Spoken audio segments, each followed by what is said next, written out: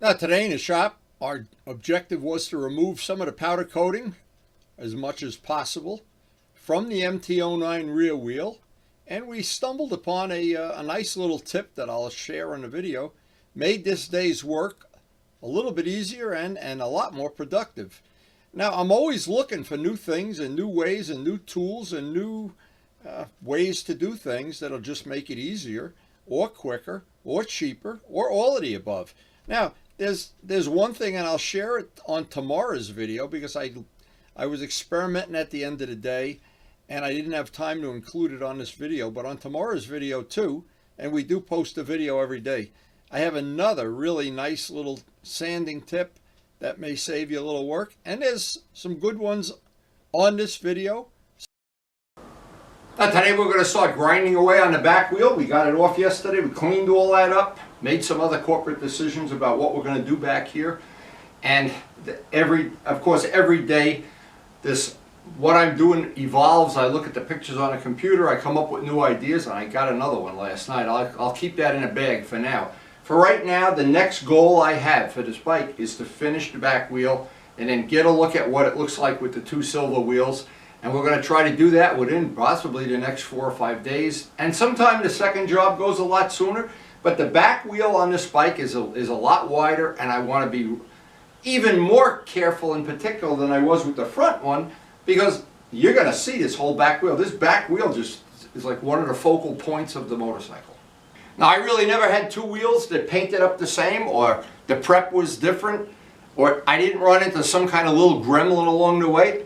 But the front wheel on the MT09 went surprisingly well. It was very time consuming, but the finish was exactly the color I wanted, and the experimental paint that I made looks like it's working very well, and we have plenty of it. We could paint another set of wheels, even more than that even.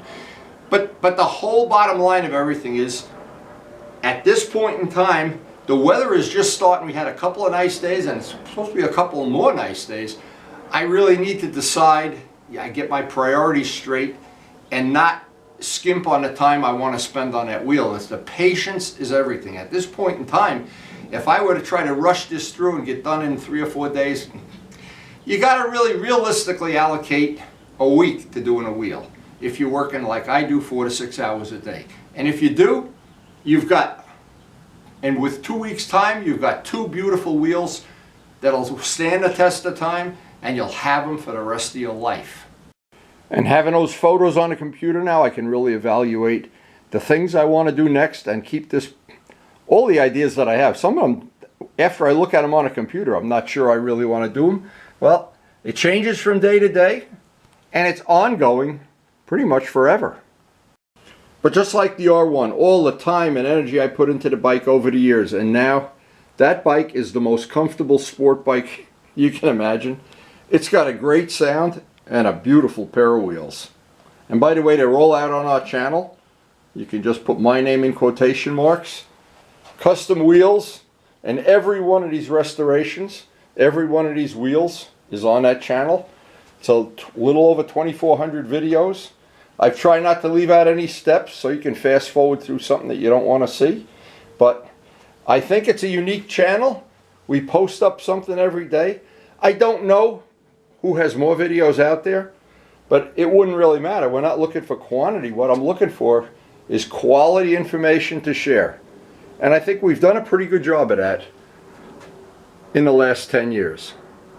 And the snow has been melting up a little bit every day, and the ice in the pond is melting up a little bit. I hope we're going to have some riding days before this week is out. Well, we'll have a cup of coffee and get right down to the shop and get busy. So as I get down to the shop, yesterday was one of those very, very productive days. And I managed to get most of the cleaning done on the wheel. And I got to take a nice look at it. And I haven't shown this yet, but there's all this writing and all these things have to get ground off. And that's why I say each wheel is very different than the other one. The hub on this wheel is way bigger. And this is a part of the bike that you're going to see. So just like down in here. So this, I suspect maybe this wheel will take a little bit longer than a front wheel, but I don't care. Now this is Sikkens M600. You usually can't buy this anymore, at least in New Jersey. But it is one of the premium degreasing agents. Gets rid of wax, grease, pretty much everything. And it's a real high quality product. If you can find Sikkens M600 in your area, buy it, because it is really good. And sooner or later the government will outlaw it, because probably they're not happy with it. Does a good job, but there's some other downside to it, which, to be honest, I don't care about. I want it to do a good job. So I want to get this prepped up. I did this all with Simple Green yesterday, but and you can see, no matter how many times you do this, there's still stuff that has to be done, because I don't want the paint not to stick. And speaking of the paint not sticking, Scott has been having some problems in the past. We've been corresponding almost on a daily basis. But to remind people that when you're at this point of a restoration, you're building the foundation of the house, and to get that etch, that where it's got a tooth, and the chemical bond from the thinner has to melt the paint underneath it and make a chemical bond at the same time. You have to have both to have a good bond. Now, again, I have put that on so many videos, and some people might think, well, that's kind of redundant, and I don't really need to know that. I know that, or whatever. But it's a simple 101 rule of paint, and we are at that point right now. Right now, I have to spend the time and be patient, as I said out in the garage, to be patient, get all the wax off, get everything off, and get that tooth. Now, I'm going to use 220 paper on this. And to be honest, I looked last night at a couple more videos on YouTube of removing powder coating with aircraft stripper and gasket remover and all the chemicals you can use. Of course, you can sandblast it. You'd have to take the bearings out. But in the end, sanding is the devil I know. Before I start backmasking, it's really important. I like to take a razor and glide it along this material, because where the disc was, what's going to happen is there's like oxidation or something in there, and I don't want the tape not to stick good. Now, it's stuck pretty good on the front wheel. I was really meticulous about getting everything clean, and you hate to, in the middle of a paint job, the backmasking starts coming up and you got to redo it.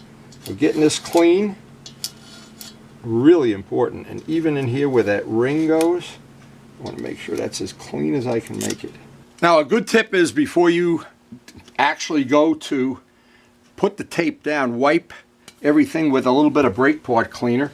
And in the case of the blue tape, I wouldn't want to do this with Gorilla Tape or anything, but it just helps the blue tape, the ordinary painter's tape, stick just a little bit better. And I'll have to admit, I am very meticulous about backmasking, because I hate when I'm all done to have to clean up overspray or little mistakes in the work. So it's always easier to spend a little time backmasking, and it is time consuming. But it is always worth the time to do the backmasking right in the beginning. Always worth it. And like I said, this just to get a nice neat job, it just takes a little time. And in a case like this, I can't do this with all one piece of tape. I've got to do it in pieces. And here's what helps. These little things where you break off the tip of the blade, I've gotten these in Harbor Freight. I think they're 99 cents. And you just snap off, and close your eyes when you snap it off. That little piece of blade, these are super handy to have when you're doing this kind of a backmasking job. Now, from many years of doing very complex model airplane paint jobs and the custom motorcycles that are in my humble collection, what's always involved is a lot of backmasking. And it's always the kind of thing that you think is, oh, you're going to do this in 5 minutes, and and in the past, I've never really allocated enough time for some of it. And then when I'm all done, I look back and I think, wow, that took so long. The actual painting, it takes almost nothing. All the backmasking and all the prep, that's where all these many hours get absorbed into the job. That is a simple rule of thumb. Good backmasking just takes time and a lot of sharp razors. And those little snap-off blades, they seem to work pretty good for this kind of a job. Now, one thing is for sure, the sequencing on a job like this is always really important. And not getting the horse ahead of the cart, even more important. And I hope I haven't left out any steps here. That's the main thing. This one is not real important because this is going to be inside the hub. I just don't want to have anything get into that bearing. This is not a part of it that you're going to really see. Before I go any further, I wanted to see how much of this you're actually going to see. Oh yeah, we are going to see the edge. So that's going to be, well no, the sprocket will be there. We don't have to worry about the edge. I'll just paint it normally. This has to be all cleaned up. Okay, so we do see that edge. Now I was concerned about that this edge here would, if I built up paint along here, it would be kind of a problem, but I see there's plenty of clearance there. Oh, you're not going to put that much paint on. That won't be a problem at all. So I can just, actually I can paint the whole thing. It won't even matter, and that part will drop right in. Now I'm building on the same technology that I used on the first rim. I'm going to start with 220 grit. It's in DASA, Rhino Wet, but I don't think it really matters. And I don't think if you had 320, it might take a little longer, but what was good about the 220, it put a nice tooth. And on a wheel where there's a lot of valleys, it's where those valleys are that you really want to have a tooth. And you don't want to have that paint pick up and peel up. And plus, what we have to work on now is once we do the smooth part of the rim, where it's a cast wheel, it's sand cast or however they cast it, this knocks down the mountaintops just about right. Now, if you were to take a really rough piece, if you took 80 grit, I don't know, you'd be radius and everything off, and it might not look as good. It was a little more work using this on a front wheel, but the results, when I put that bike out in the sun, I was really happy. So just like the front wheel, I want to cut the smooth part right up to the casting. I do one band at a time. It really seems to cut pretty well. Now, of course, sanding wet has an advantage, there's less dust. And in my case, I have these towels that I just take and shake outside. But I wanted to show one little part of this in real time, how much work is involved. And I think about those chemicals, and you could, well, first of all, the chemicals cost a lot of money. And aircraft stripper, I've used that. I've used it on airplanes, real airplanes, and it's toxic stuff. So because we have my grandson here pretty much every day now, I wanted to do a lot of this, do just what I'm doing right now by hand. And when I'm all done, now see, if I had put paint remover on this or the gasket remover, what happens? Yeah, this comes off and you got it's all over the place, but when you're done, you still have to sand it and get that etch on. So I wanted to show that etch.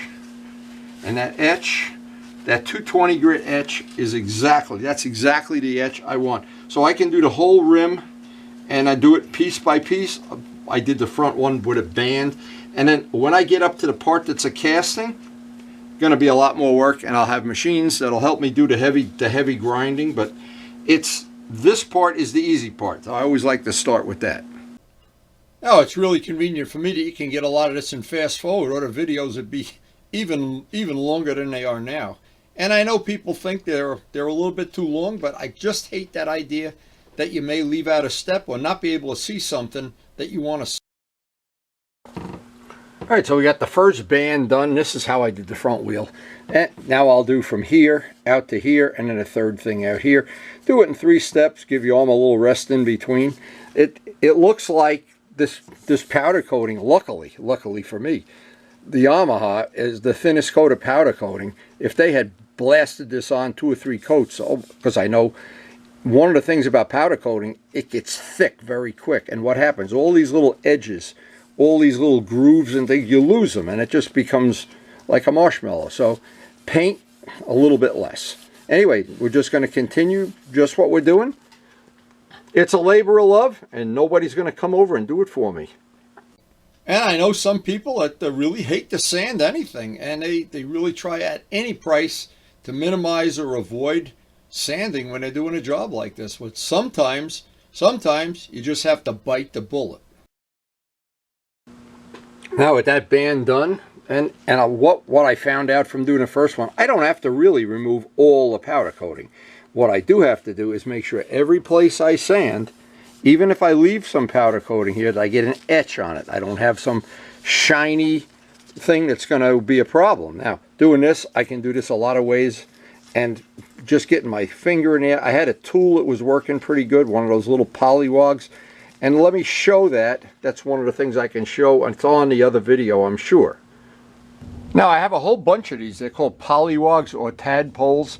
They're hard rubber, like a tire is made out of, a car tire. And each one of them has a different shape that from time to time, like getting in a valley where you can't get your thumb or your finger. Some of them have a positive curve, and they're available at body shops. They're called polywogs, tadpoles. I've heard them called a lot of things, or just plain sanding blocks. And the nice thing about these is, and I'll show this real quick, if you don't have one that's the right size, you can grind it down and make it the right size. I've modified some of these in the past, but all of these, on a job like this, they all have a little spot that you always think of it this way. Where your finger isn't convenient to get, a lot of these have the shape you want, and I think I remember they're under $5 for a whole set. Now the whole thing with sanding anything is being able to get the sandpaper down where you want to sand. Now in the edge of the corner of this rim, it's really hard unless you have little pointy fingers like I don't know, like a bird would have. I don't know, my fingers, they tend to be just a little bit too fat sometimes, and this is a time. So that now is one side of, and we haven't gotten up into the castings yet, but one side of all the smooth areas, the machined areas on the rim. And that's like a nice watershed. That's a great time for a coffee break. Actually, any time is. And what I want to do next, I want to do the other side. I want to get, that would be a real good goal today, is to get both of those done. And then tomorrow start working on the spokes, or maybe even get some of that done, depending how Karen's list of family stuff goes today.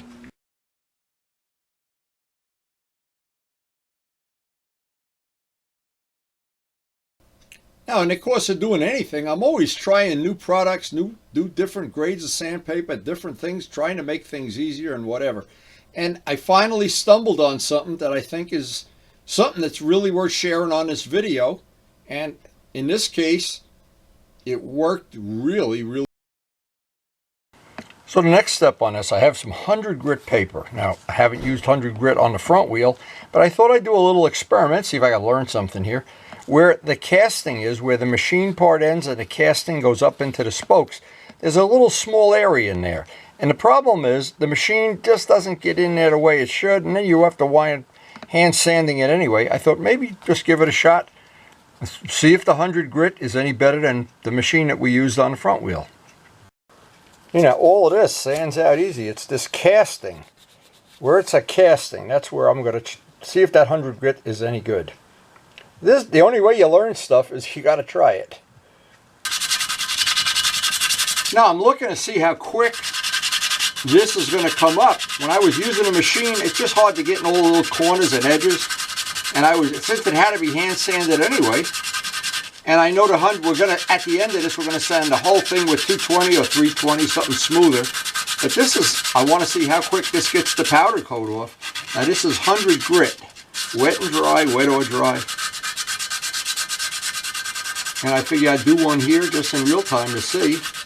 And if you don't try some of these things, you never know.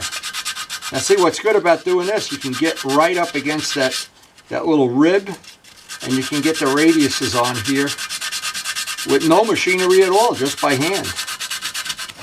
I'd say that was okay. That was an upgrade, I can feel. Now in here I have to get with a tool to get that rib that's in there out.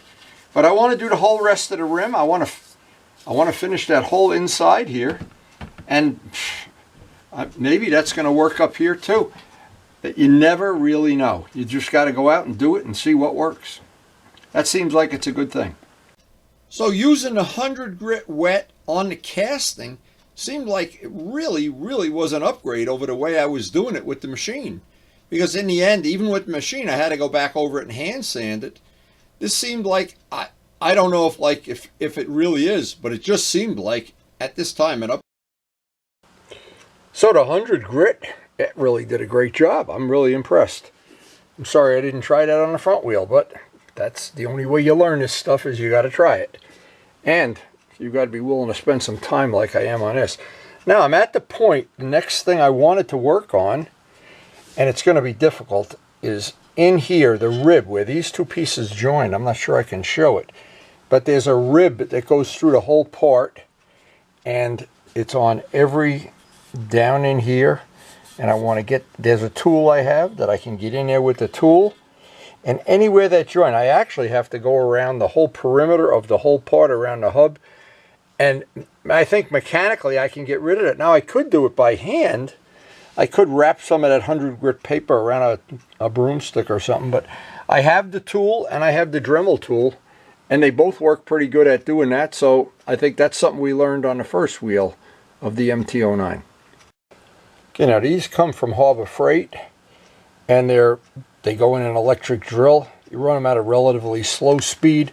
They come two different ways. There are short ones that don't have a taper, and they have the ones that I think are better. The ones with the taper are much better. Look, there's some shorter ones, some longer ones, but a whole box of these is only a few bucks, and it comes with a mandrel. And never throw the mandrel away, because what happens is, as time goes by, sometimes you break the end of the mandrel off, and they are brittle. So what this tool is very useful for, again, is this rib. You can see the joint right in the center, and that joint goes through the radius, and that joint goes through up here where I want to get rid of that. And on a front wheel, it was pretty pronounced, and it really took a lot of grinding. It looks like this is a lot smaller of a joint to deal with, but with that joint missing, then you've got facets. When you're pushing the bike or you're looking at it coming by slow, you can see the light reflecting off it. It's a key part of having a custom wheel. Now, with this tool, you've got to be gentle, because if you get too aggressive with it, you put little divots in the part, little valleys. Just have to be very gentle and patient. It took a few minutes, but it gets rid of it. Now you have to feel it with your finger, but that has to go through through the whole joint. So we actually have 20 spokes, and then all the pieces in between. That's probably a couple hours of work to get that nice and smooth. Now, this is one of those inexpensive Harbor Freight tools that once you have it in your inventory, you find other things to do with it. You find little places on a sanding job like this that you used to have to spend time by hand or with some other tool, and this really does work. And the tool's doing a pretty good job, but you've got to work every one of these radiuses has to be smooth. That line goes through each one of them. It actually goes even through the part that holds the balancing weights. But that's going to be a key part of our project for sure. Now, this was the second really long shop day in a row, and I think I made more progress on this day than on the first 2 or 3 days with the front wheel, because I was just experimenting with different tools and stuff, and I pretty much have a pretty good system here.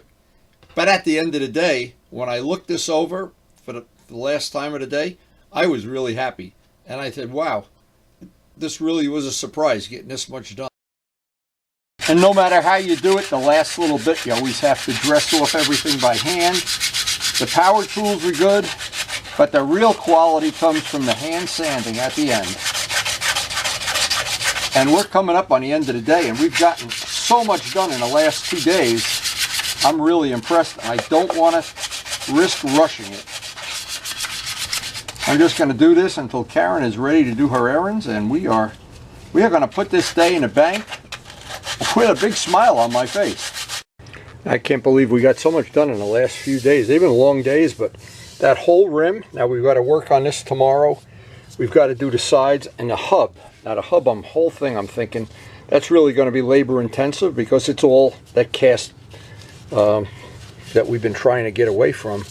But we will get that done. I think we're one more full day, maybe a day and a half. But again, the big thing is never to rush it, whether you do machine, by hand, or in my case, I like to do a combination of both. And we really got a lot done the last couple of days, and I am really happy to have this done. The weather, we have a couple of warm days, it looks like, coming up here. May get a ride, or maybe be able to work on some of this grinding outside where it'd be a little more pleasant with the dust blowing away.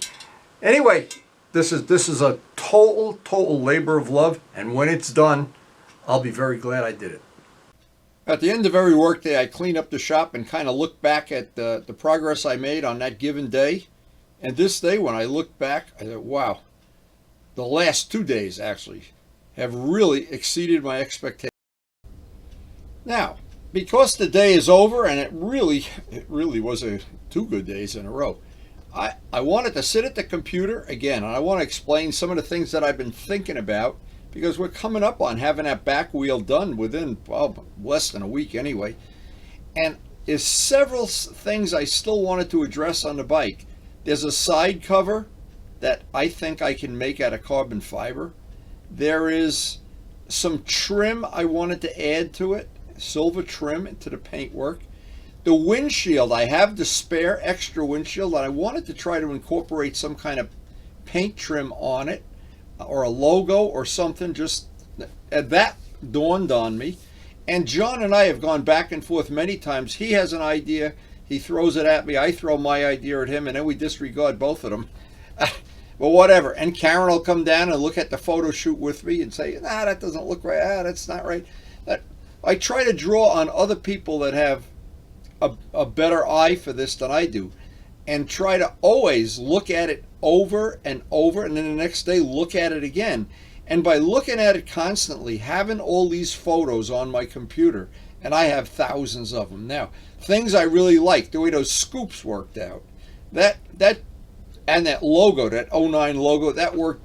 If you knew how many logos John and I disregarded, John Pothier has been a saint and patient with me. But right there, that's the one that matters.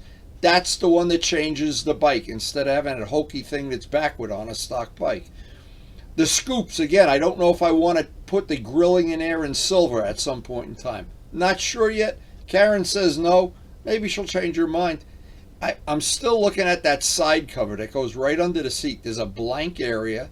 I don't know. I made the piece of carbon fiber already.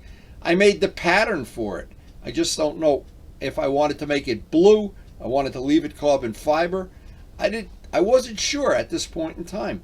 But the whole idea of sharing this information is, there's a lot of people want to have a custom or a unique bike or a one-of-a-kind bike, but they don't know what to do. You have one choice you always have. You can just buy parts off eBay or the internet or China or whatever and make a Christmas tree out of a bike. Now, I like to do things that just a little more unique than that they're not done on everybody else's bike. I don't want to have the usual things, the levers and the foot pegs, and I want to have unique stuff that when somebody sees the bike, they haven't seen that before. Painting that fender, that little piece of the fender, was a big thing. Now, I didn't think it was going to be that big. That was a big thing. It changed the look of the bike. The radiator side covers. John Pothier made a really nice rendition of it with the silver wheels, the side pieces, and I got the okay from Karen, and she said, that's going to make the bike look better. And she's a trained artist.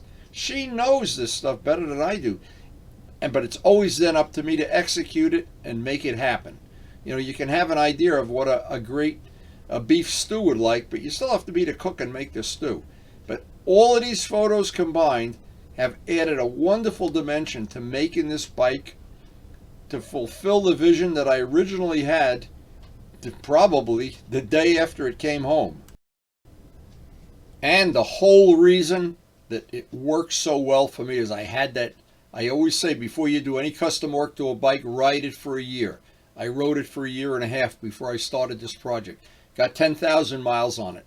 I really feel like in my collection of one bike every 10 years, it is now officially one of my custom bikes. And that to me is important. To some people it's not, and I understand that. But again, this is a unique hobby. It's a hobby that's not everybody enjoys it, but the people, I always say, the people that really do enjoy it and share the passion, they know how great it feels to go out to the garage and see a nice set of custom wheels on your bike.